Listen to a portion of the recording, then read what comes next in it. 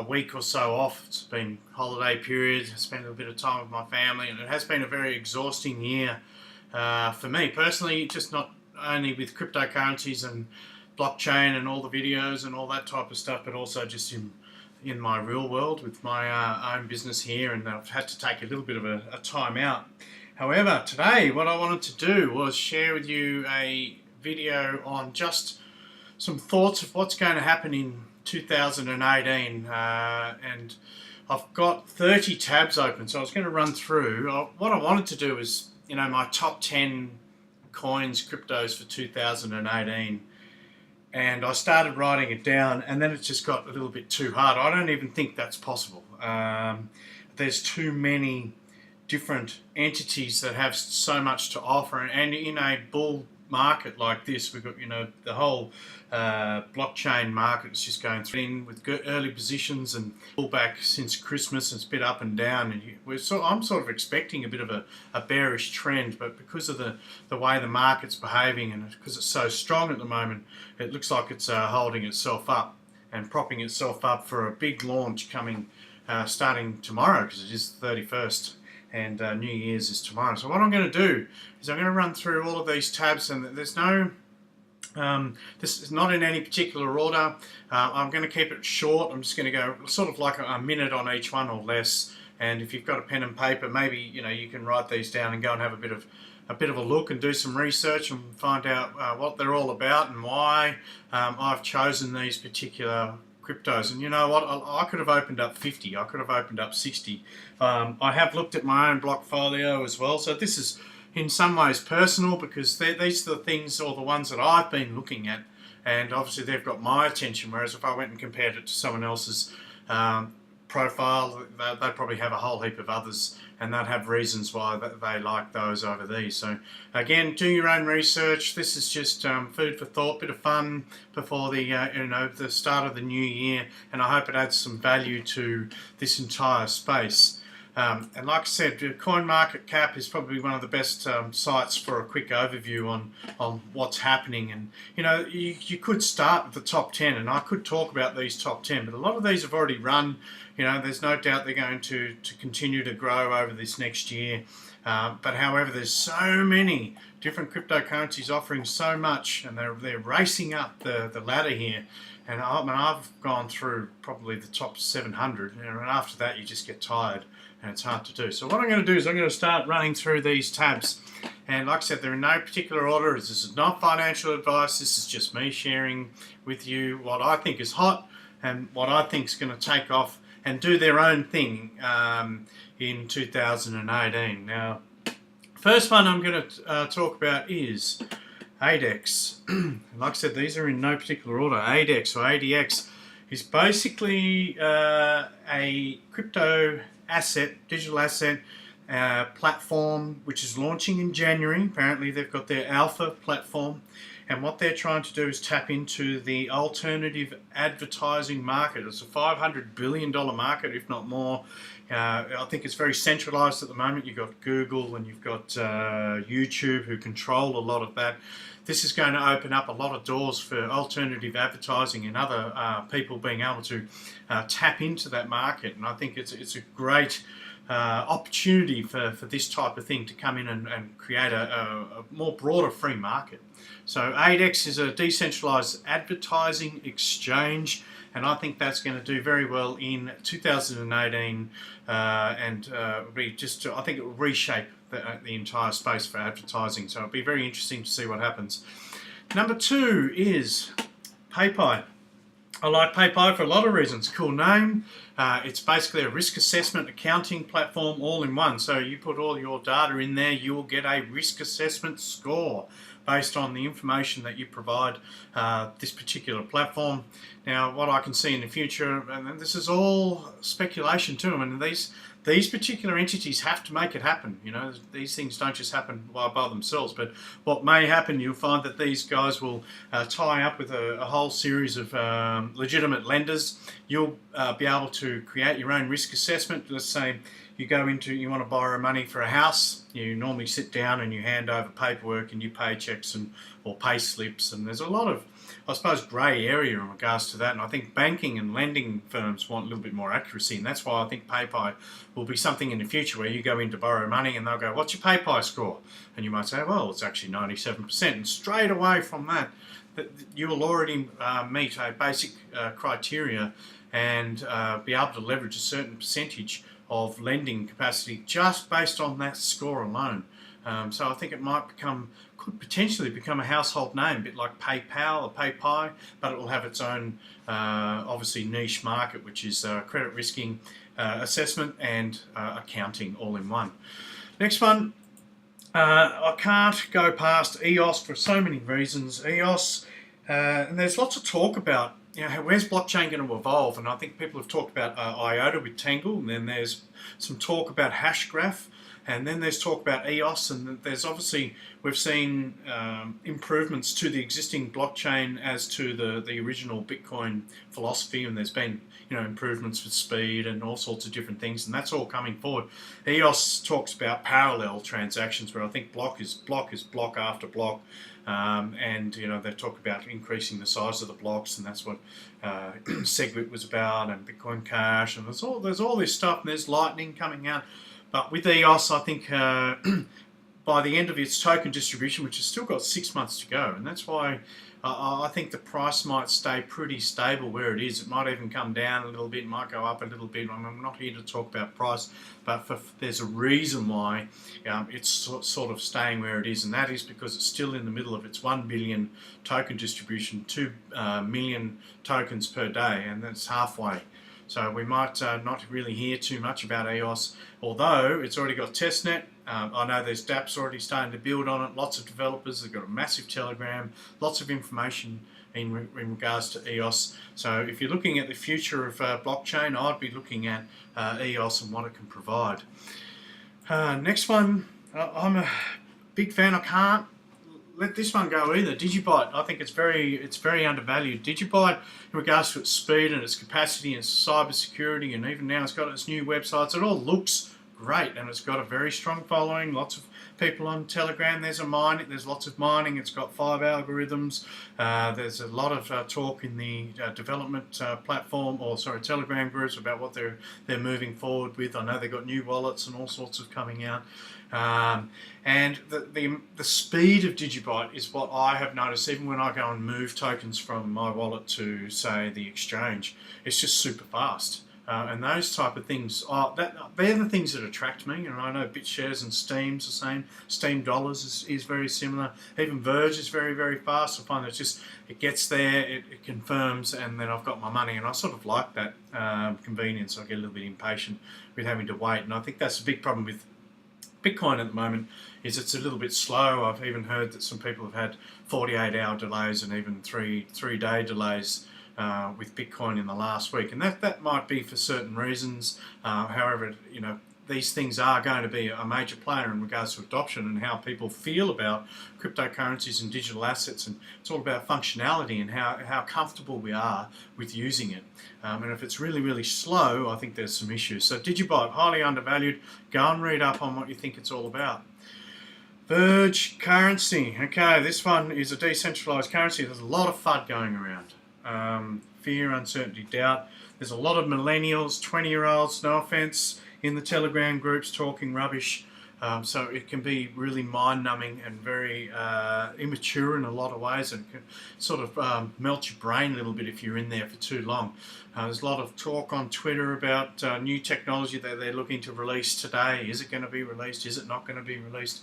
I think regardless, I think blockchains just don't disappear, and that's the thing with Verge. I think it's going to be a slow and steady type of opportunity for people to get involved in. I think they've got relationships with TokenPay, and I think they're looking at debit cards in 2018, and a whole heap of little incremental additions to their platform to entice adoption, and I think that's what people are going to want in regards to a currency. I mean, there's lots of different currencies. We've got the Moneros, and you've got the PIVXs, you've got the VERGEs, and there's a whole heap of others fighting for attention. It all comes down to community and comes down to development and whether or not they develop or deliver on time and communication and things like that. And I think that's what's hurting Verge just a little bit, is that they don't have a focused team just to keep everyone happy. And I think that's the thing. You've just got to, sort through all the information and look at the fundamentals of something and work out whether or not it's right for you. Verge is one to watch. I think it's still undervalued, and I think in 2018, by the end of 2018, we'll look back at this moment and go, well, it either made it or it didn't. So at the moment, I'm heavily invested in it, so I'm sort of crossed my fingers and hoping. For those who are watching on the sidelines, it'll be very interesting to see how this particular cryptocurrency sculpts the future in regards to, I suppose, worldwide adoption and currencies or digital currencies. Next one is Bitshares. Bitshares, Open Ledger, all the nerds that are behind this great cryptocurrency. I think it has great legs. Dan Larimer's dad. There's so many positives to it. It's still highly undervalued, and I can see its decentralized exchange building. I've noticed they've gone and included a lot more coins on there. There's still not enough options for me to want to use it in regards to traffic and even just the crypto assets and digital assets that I can use. However, I'm starting to learn you can peg your Bitshares to the BitUSD and all sorts of, I suppose, positives and options that are worth definitely looking into if you're interested in securing and stabilizing your portfolio. But Bitshares has got a lot going for it. Check out the website, have a read. It's very technical. That's because it's super fast. It was developed by Dan Larimer, who also did Ethos. So you're looking at very, very in-depth, well-devised cryptocurrencies and crypto assets with a future. Next one is Enigma. I'll admit I jumped in on Enigma on a whim. I didn't really look at it too much. I just got a feeling for it, and I just sort of went for it. And I've been reading into it, and I still need to learn a little bit more about what they're actually offering, but it has actually shown some legs on the markets and things like that. But I think there's a lot more to be delivered on Enigma in regards to, I think it's about data management and actually using that information to enhance, I suppose, society and improve the world around us. And that's what they're looking at doing. And I think I can see that being a part of the future, is where they use our personal information to develop new protocols for the future. And I think that's more what Enigma is about. So check that one out. Now these next three is something that I've this is perfect for blockchain, is block ticks. Anything people would know if you go and buy tickets for a sporting event, favourite music festivals, those type of things, you'll find that they sell out, and then if you're a little bit late, you have to, there's a lot of scalpers and overpriced tickets and things like this. I think this will stop and remove a lot of that, and that's by putting the ticket sales with incentives, via tokenized incentives, onto the blockchain. So this type of thing I think is perfect in regards to cybersecurity, anti-scalping, that type of stuff. Now there's a few, and I've actually opened up 3 tabs here, and I am invested in these. So there is a little bit of a personal, I suppose, favoritism in these. But what I think in regards to how it relates to the blockchain and relates to security, I think it's very, very valid. So I've got block ticks. Then there's Vibrate, which is talking about music in general and talking about being able to lease venues and events and agencies and bringing it all into one sort of place. And it's more like a directory, and that they'll also have incentives based on their tokens, and it can be like a diary for events as well. So these type of platforms are going to offer a lot to the entertainment industry. So whether it's music or dance or whatnot, theatre, I can see these having a lot of success in the future. Another one is Event Chain. Again, it's about smart tickets on the Ethereum blockchain, as you can see, and they'll have cards, and you can use your tokens and buy up a certain amount of leverage and use those for certain events. And I know that they're building very strong relationships in Asia and Japan and all sorts of stuff. So again, I think it's going to become a very competitive market. There's no doubt that things like block ticks and VenChain are going to have competition in the future. And there's already 3 here that I've identified. And there is another one, but I didn't bother to open that one up at this stage. But you can go and have a look into the smart ticket niche market, if you like, because I do believe that in 10 years' time, this is how we will be buying our tickets. Next one is Salt. Salt has just launched their lending platform. Okay, so they've opened up in the USA. They're setting up a membership profile for their tokens. That's how they consider it. If you want to be a member, you become a member of Salt.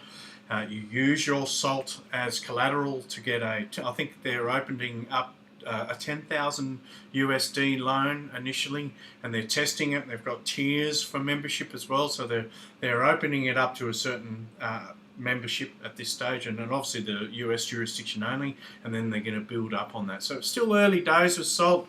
A lot of good news they've had in the sense that they've got their platform running, and I've been in their Telegram, and there's lots of people talking about it, and they're actually using it and that type of thing. So this is another niche market for the future, is instead of going through the banks and having to leverage through a third party, you might actually do that through smart contracts with individuals and via platforms such as Salt.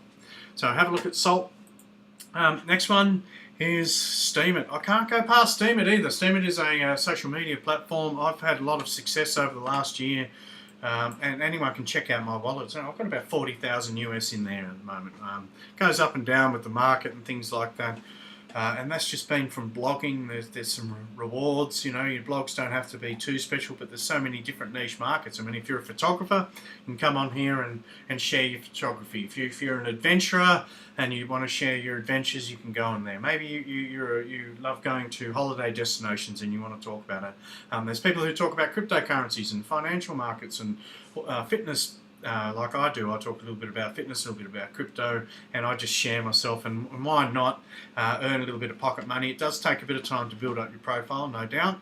However, you can invest in it and put Steem in there and build a reputation. Like anything, everything takes a little bit of effort and hard work, but I think this is a great way of evolving social media and being able to leverage your creative influence into the world and actually get a return. So Steemit. The other thing with Steemit is they're actually creating smart tokens. So if you've got a successful blog, maybe if you're looking to create your own personal successful blog, you can actually create a smart token purely for that little ecosystem. So it'll be your own smart token, and it will pay the same way as Steemit does. So there's that's coming up. It's called an SMT. If you want to look into that, you can. Next one is Ethos. Ethos is going to be creating a smart wallet as such, or an application on your phone where you'll be able to merge all your digital currencies into one singular dashboard and do what you need to do. And that is, for me, that is the future of digital assets. You want to be able to go to one platform, whether it's your computer or on your phone or tablet, and view everything as one in one singular place and be able to do what you need to do from that particular platform. So now they're apparently going to be releasing their alpha platform or app this month, so I've got my eye on that one to see what they do in regards to how that actually unfolds and how good it is and what people think of it. From an investment point of view, it might lead to some greater gains. However, from a functionality point of view in regards to cryptocurrencies and digital assets, I think it's something that everyone is waiting for. Icon. I actually got invested in Icon. I mean, again, this is not investment advice. I'm just letting you know that I did get invested in it based on some other people who were sharing information with me, and I decided to go and have a little look. And again, it's another a single place for sort of, they're going to set up a payment exchange or a gateway for cryptocurrencies where you can transfer, settle, and exchange currencies in real time through a decentralized exchange. Now, this interests me. I can see if they can get. It is a bit of a race to whoever can get the apps and get the gateways and can get the decentralized exchange all into one bundled application. and whoever can do it seamlessly and do it in a way that people relate to and find usable, I think will win. So Icon is definitely one to have a look at. It has done some bit of movement on the markets in the last couple of, even the last month. So definitely go and have a bit of a read of that and see what you think. OmiseGo, or OMG, oh my god. Now this is another one. When it first came out, I didn't know enough about it. You know why? Because I didn't go and look into it. And again, they're talking about a platform, digital wallets, real-time peer-to-peer value exchange and payment services, a gateway, a bridge to be able to bring everything into one and enable scalability and access for everyone. So I think they're working with the Ethereum platform. They've already got great relationships. I think 2018 will be a very, very good year for OmiseGo. And again, it's a race, and there's so many of these platforms racing to get attention and to be, you know, a market leader. However, being a first into the market type of scenario, these platforms do have a head start on anyone else that wants to enter the market. So OmiseGo 2018, check it out. Next one is PowerLedger. Now PowerLedger is, I think, a little bit more related to the Australian market, but it's got to do with solar power and being able to utilise energy and bring it back into an ecosystem and create rewards, incentives via the tokens, and also promote alternative and sustainable energy solutions. That obviously interests me. I think there's more we can do in regards to energy at society that we have. Well, not yet anyway, we'll see. That day is yet to come, but there's so much talk about graphene and nanodots, and I'll talk about solar power and being able to absorb your own energy and put it into your own ecosystem and get rewarded for it. And I think a lot of the energy companies are going to be using token and blockchain in the future for like real use. So if you turn the switch on and off on the light, you only pay for the amount of energy that was actually used on that light to the kilowatt. So a lot more accuracy in regards to our energy and our meter readings. And I think everyone would like to see that. And I think there's a little bit of dodginess that goes on in regards to our bills. I don't think anyone's seen any, what would you call it, consistency in our bills. So they just seem to go up and down, even if we feel like we've turned everything off in the building. So power, have a check it out if you're interested. Maybe my Aussie friends would be more interested in it. However, guess what? Blockchain is worldwide. So I mean, if you're in America, there's nothing stopping you from getting involved in these great initiatives. Next one, Litecoin. Litecoin, you could say that Litecoin is one of the big boys that's already run. I mean, it's 270 Australian at the moment. It's had a little bit of a dip, but you know, it was $5 for a long time, and then it's gone up into the triple figures, which is no surprise for any of the mature coins. Litecoin is very fast. You know, it's an improvement on Bitcoin in so many ways, and they do have a great development team. I think there's some rumours going around that Litecoin might be partnering up with Facebook. Now, I think those type of relationships are definitely on the cards.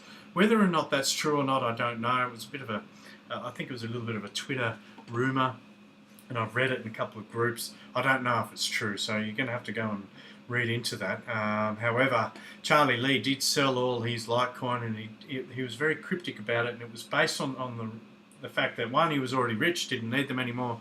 Two, there was a conflict of interest for him to hold Litecoin. Now, he was talking about it in relation to him being involved in his own cryptocurrency, Litecoin, but I feel it's because he's got up-and-coming relationships of some sort, which is going to require a distance from him in regards to Litecoin if he's going to be a consultant. So you may find that some of these rumours may come true, but whether it's Facebook or not, I'm not too sure. But Litecoin has a lot of upside and a lot of positives for it. But again, it's just one of the big boys, and there's a lot of options that are very similar. So check it out. Next one is Neo. I like Neo for a lot of reasons. There was a lot of talk it was going to be the Chinese Ethereum, and I think that's just gone straight out the window. If you have a look at all the applications, and I did post a little infographic in my Crypto Nuts Telegram group, and I pulled that from somewhere, and it was about the 28 different ICOs and smart dApps, or what do you want to call them, decentralized applications, or applications that are being built on top of the Neo blockchain. So it's happening. And actually, you can click on this little Let's do it. I don't know if they've updated it recently. Is that working? Yes, it is. So here you go. Here's the Neo DApp list. So even Adex is on there, I can see. And I have done some videos on some of these. The Key sounds like a very good one. I haven't got that on my list, but that's an ICO coming up, something for people to have a look into. But as you can see, there's so many different entities coming forward with great ideas, and like I said, it is a race. So Neo has started to build decentralized applications on their platform, which is very promising for 2018. Next one is TenX. Now, TenX, for cryptocurrencies to gain worldwide adoption, people need confidence. Now, confidence comes from community, but it also comes from familiarity. So in regards to banking and things at the moment, if I was going to go and make a payment for something at the supermarket, wanted to buy something, at the moment I use a card or I use an application. I'm not using my phone as yet. I don't swipe that over a reader. I mean, that technology is coming out, and that will be the future. It might be a watch, could be something in your clothing, things like Lumia, which I've talked about previously. But I do believe that the cards is going to be one of the first steps towards adoption because people are familiar with it, and that's what TenX is going to be doing. They've got their black card, what is it? Their card here, and they've already got licenses in a lot of different jurisdictions across the world, so it is rolling out. But whether or not people actually go and invest in the TenX card and whether or not they're ready to put their cryptocurrencies on it and actually use it is another scenario. At the moment, I can see crypto assets as a whole is a very much a speculative asset, and not many people are spending it at this stage. They're holding it because the returns and I suppose the gains are so high that we're tending to just see this wave out. However, in 2019, 2020, when the whole crypto bubble starts to, it's not a bubble, but the whole ecosystem starts to settle down a little bit, and we start to see a little bit more stability after the big rush of $2 to $3 trillion hits the market this year, we may find that these type of entities start to come forward with a little bit more regularity. Some people don't really care about the markets and buying and investing. All they want is usability and functionality, and that's where the cards come in. But there's a lot of different cards. I think there's Token Pay has also got a Blue Diamond card. They're talking. There's Monaco card. There's a whole heap of just different ones. Then you'll see, I think there'll be a flood of these. So, but you just got to work out what's going to happen. Keep your eye on it. And again, it comes down to familiarity and what you choose to invest in. Next one is Cardano. Cardano is a blockchain. I have been watching it, and they're talking about having decentralized applications. They've got a staking token called the ADA. There's a whole heap of things. There's a lot of symbolism here. Anyone that knows about sacred geometry, they've got the bull, they've got the, but I won't go into that right now. They've got the five-sided or the hexagon and things like that, 6. It's all here. Could be part of the Zeocon's future. It wouldn't surprise me. Cardano is racing up I think they're in the top 10 blockchains right now. It's still undervalued in regards to a value on it's under $1 Australian on the markets. So, but have a look into it. It is another blockchain offering very similar services to a lot of the others in regards to decentralized applications. It's basically a concept at this stage, but it is growing, and they're going to be releasing stages in tiers, I think, over the next year. So 2018, Cardano is definitely one to watch. Next one is Spectre. Spectre is going to be a trading platform. I've spoken about it before. They're still doing their, looks like their token distribution is still running. So essentially it's going to be a futures trading platform. If you want to bet on that Bitcoin's going to go up, you can. If you want to bet that on Bitcoin it's going to go down, you can. You can choose your margins. You also have I think it's a staking Spectre token, and you also get a liquidity return at the end of the month based on your activity and your reputation on the platform. So if you're actively using the platform, there's lots of returns, which sounds like a passive income opportunity for many people. And if you're interested in financial trading, then this might be for you. Another one that's very similar is Sharp Capital. I know they've got their alpha platform coming out this month, or when I say this month, I'm talking about January. So that's going to be happening. I think that by the look of it, they've already got a mainnet or an alpha platform. Maybe it's already running, and I just haven't picked up on that. I'd have to look into that.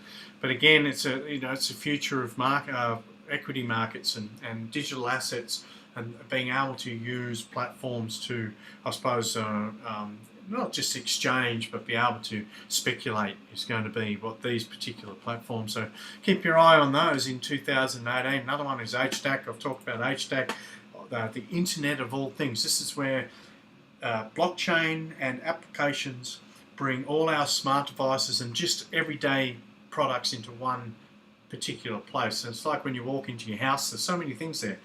The lights, you've got your fridges, you've got your electrical goods, your TVs, a lot of things could become voice activated, even just opening and closing the garage, things in your car, everything being linked and lots of information being shared, and that type of thing, going back and forth and talking to one hub. It's a bit like Google Home, if anyone's seen that. I do believe that it's going to go one tier above that, and that's going to be bringing it all onto the blockchain. So HDAC, I think, is going to be really big in the Asian markets starting next year. Pillar Project's a little bit like, I suppose, Icon and some of these others, in the sense that they're looking at a smart wallet, a platform where a dashboard where you can control your entire digital life. From what I know, their first step is going to be a ERC20 element to their wallet, and they're going to be able to, anyone that's got a Pillar wallet will be able to bring in all their ERC tokens into one place, and then they're going to evolve from there. So I think Pillar Project, it's got a lot of legs. They've got the development team. They love communication, so they're always talking about it on YouTube, which provides a lot of confidence. I just think it's going to be slower than what people think. I think 2018 will see a lot of things come in. However, it is a race, so whether or not they can get it done faster than, say, like an Ethos or an Icon or these other ones that are talking about smart wallets, whether they're talking about a unique product that's different to those, I'm not too sure. Like I said, we have decisions for yourself. Another one is Peerplays. Now, I got in the ICO, that was back in May, and it's done nothing pretty much for that entire whole time, except do some development. They released a couple of apps, and I think there was a paper, scissors, rock, and I can see they've got a Helm bet now. I'd have to go and actually look into this, because I did actually distance myself a little bit from Peerplays, just initially because I felt like it just went a bit flat. But I went into the Telegram this week, and I see that they've now set up an arrangement with a company to create 6 brand new, I keep saying decentralized, but applications on their platform. A lot of it's based around betting and booking, bookies and that type of stuff. They've got a bookie app coming out and those type of things, but there's going to be a whole heap of other applications. So it sounds like they're moving forward. So again, this could be one to watch in 2018 as these applications come forward and as they evolve. So Peerplay is definitely one to look and watch in regards to, I suppose, online gambling or speculation and whatever else they go for. Be very interesting to see what they develop out of these 6 new apps. Another one is Populist. Populist has got a lot of attention at the moment. It's a lending platform in regards to invoicing. Small, medium businesses can liquidate, I suppose, their outstanding debts, if you want to look at it that way, instantaneously through the platform, and people who get invested in those particular invoices can make a residual percentage on that flood of money coming in. It's great for small to medium businesses, in the sense that you can obtain some cash flow where you may be suffering. My thing's just frozen there, so I'm just going to bring it back up.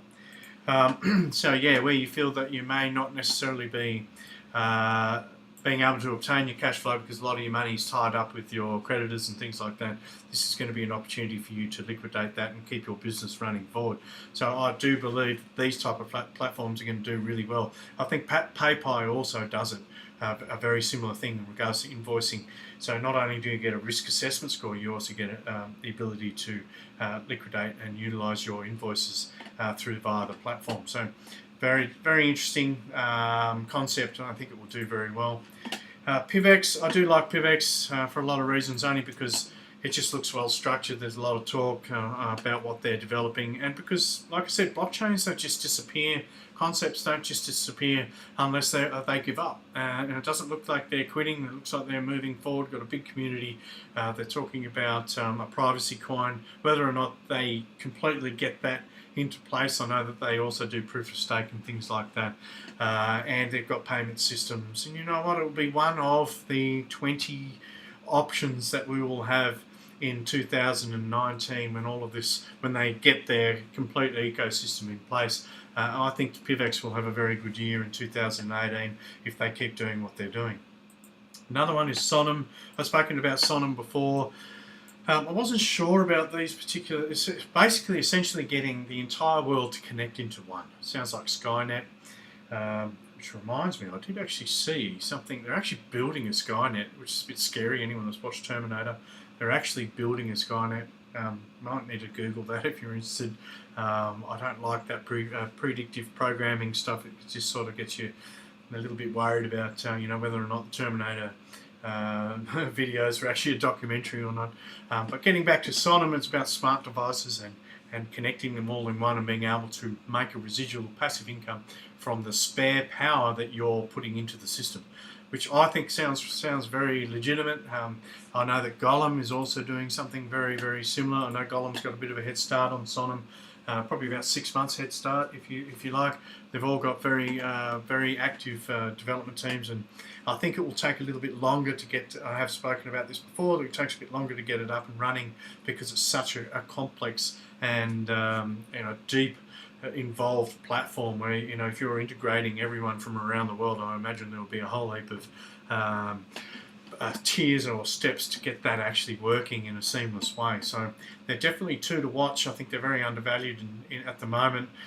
So 2018, in regards to worldwide supercomputers, would definitely have legs. Getting to my last one. Now, some people go, this is a shit coin, and I go, well, it could be. But sometimes you just got to have a look at the things that no one else is watching. Bitcoin, if you were looking at it on the markets, I think it's like under 2 cents. But it's one of those little side bets that I talk about, and I've joked about it in my Telegram group, that it could potentially just take off one day and you're not even watching, and it could be picked up in an Asian market. So what Bitcoin is essentially, you know, it's a fork of, I think, Bitcoin. It's a lot faster. It's proof of stake. They're talking about point-of-sale solutions and a whole heap of stuff. So they're talking about a currency. They've got a full-time development team. There's a lot of positives to it. I think, like I said, just due to what's happening in the space, and due to the fact that $2 or $3 trillion is going to come into the market next year, you know, Bitcoin might be just one of those ones that gets picked up because it's an early entry entity, and it got in here and it's had the time to develop. And you know, like I said, it might be picked up in some jurisdictions around the world, maybe the Asian markets, maybe South America or something like that. It's just something to watch. I'm not talking about investments as such, but in a way I am a little bit, only because it's a penny dazzler. You know, it doesn't cost much to get a few thousand of them and put them in your wallet and stake it and just see what happens. But again, this is not financial advice. Money, when it comes to your money, it's very important that you make really wise decisions, I think. But diversification and having a go sometimes does pay off. So Bitcoin was my last little side bet, a little bit of a giggle at the end of this entire run. I'm going to leave it at that. I think that's it. I've got 30 coins there. There are so many other ones coming up this list, and if I come down to it, you know, I could have talked about IOTA and NEM. I know Stella's having a run. They've got arrangements with some of the big leading companies around the world. Who else is in here? BitConnect I'm staying away from. A lot of negative stuff about that. Rayblocks has come out of nowhere. I didn't even see it coming. It's come up, just smashed up the charts here. You know, there's talk about Komodo in Cliff High's latest report. There's talk about VeChain, and I've even, what was the one I was looking at? Classic. I looked at $1.50 to $80. Did I buy any? No. So this is a life lesson. When you go and do your own analysis and you've got a really good gut feeling about something, you should probably go and do something about it. But the reason why I didn't was because I had problems with the wallet and I couldn't get it to work, and I just got the shits and just said, no, I'm going to let it go. But you know, the world doesn't revolve around money.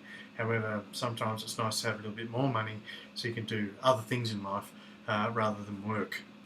So, and I think that's what I've spoken about at the beginning of this, and I've been very passionate about, because of my understanding of new technology and S-curves. is that 2017 was the greatest opportunity of our lives to get into a really big, solid, good financial position in regards to a portfolio. If you really wanted to make a lot of money in 2018, a lot of money's already been made in 2017. I think even more money is going to be made in 2018 if you choose wisely. What happens after that, I would be starting to really show some wisdom and even creating some exit plans. But this is financial